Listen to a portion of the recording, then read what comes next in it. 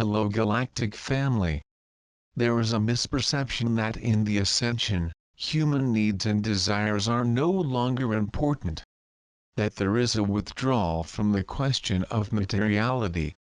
What is not true?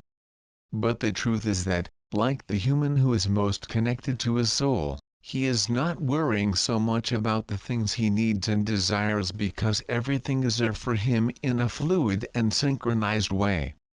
The incarnate master has no needs or desires, but everything is simply there: money, health, resources, friends. So is this just a natural part of our ascension, or are we talking about some unanswerable transcendental paradox that makes you want to throw some bricks at an ashram?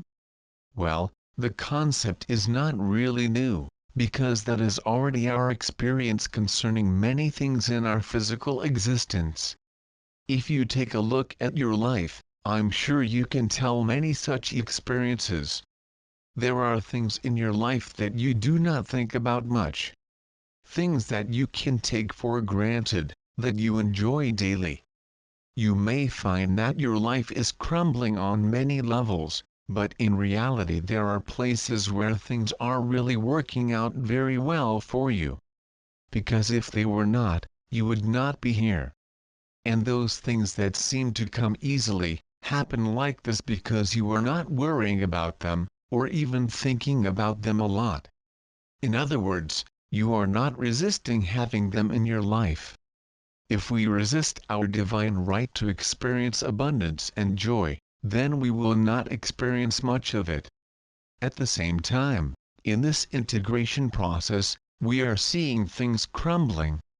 What this ascensional process is doing is highlighting the areas of our lives that are no longer working well for us.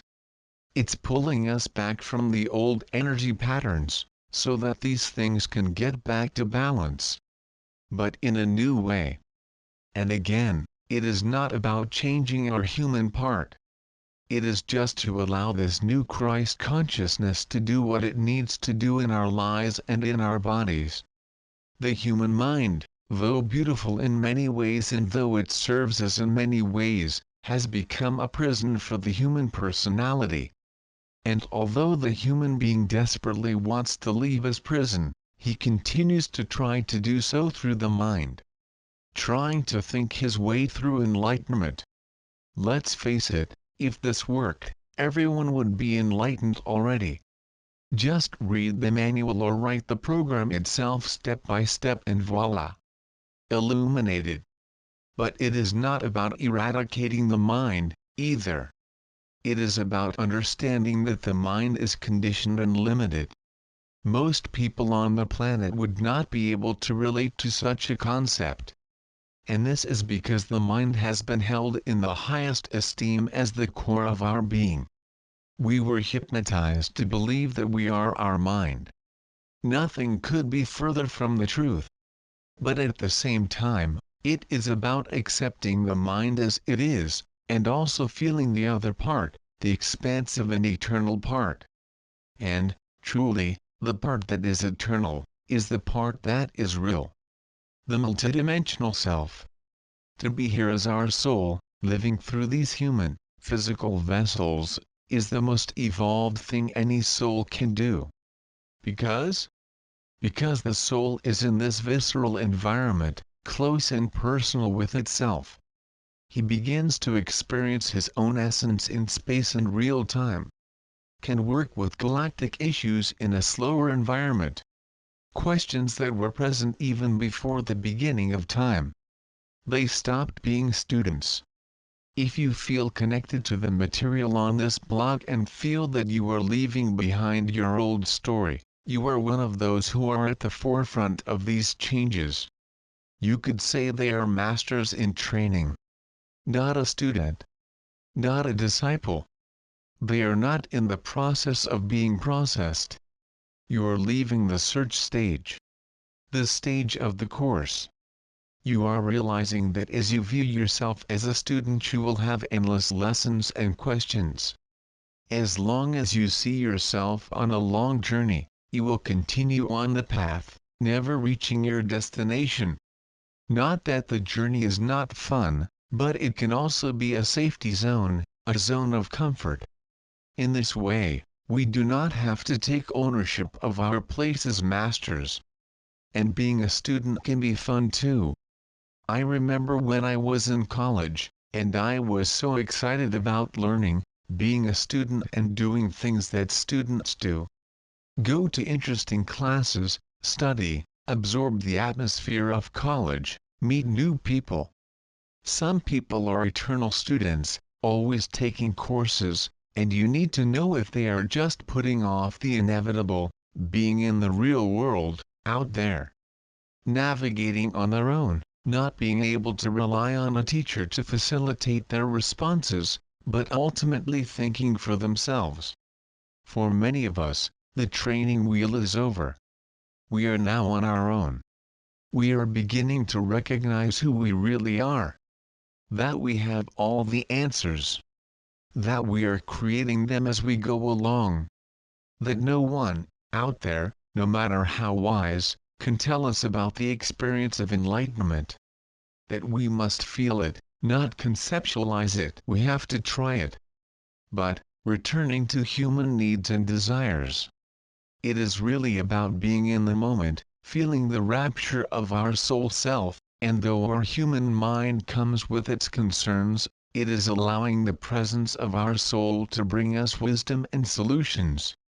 Things can also fall apart in areas that are not working for us.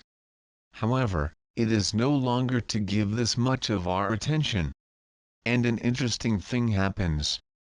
It begins to seem to us and to others as if we no longer care about our health problems, or how we are going to sustain ourselves when our resources run out.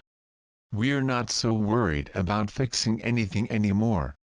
Plan or set goals. To our mind, it seems very irresponsible. But, you notice, over time, that even the mind begins to experience a sense of relief. He is no longer responsible for what he cannot really do.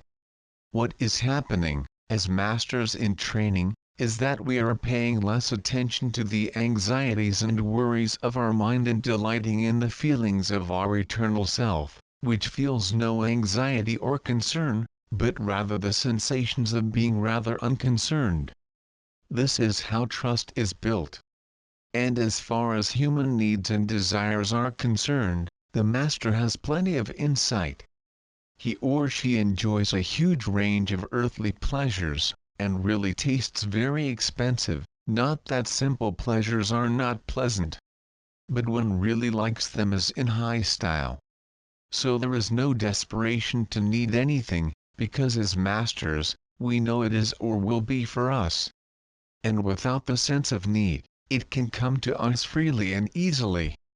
Enlightenment does not refer to being in misery, for example, to prove that we are not allowing this to reduce our joy or our light. The master does not need to walk on embers or shards of glass to prove something to himself or to anyone else.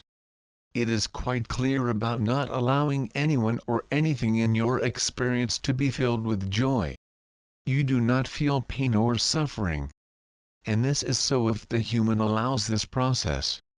Because, if left to the human and the human mind, such ease and even luxury in life will not be allowed. The human tries to create joy by working hard and striving. But now, in the new energy, the human who is the training master, cannot seem to get away with it. Because it seems that any action taken from the place of despair or failure, fails. That's the good news. Things that worked before are simply not working anymore. So the mind initially becomes more desperate. Survival issues are triggered like never before. And the main point of this embodied enlightenment is actually getting out of the mind and entering into the sensual pleasures of being here in the physical. To explore life through the soul. Yes, trust issues arise. But, as I said, we are moving away from the questioning of our program and moving more and more to the part of the permission and experience. Enlightenment is about accepting our human self and allowing our eternal self to experience its joy through us. And in this dynamic relationship, things are taken care of and aligned. It requires from us what seems impossible at times. And this is because we are the first through the vortex, going from the mind, which is our reality, to allow us to experience what is eternally real, our soul.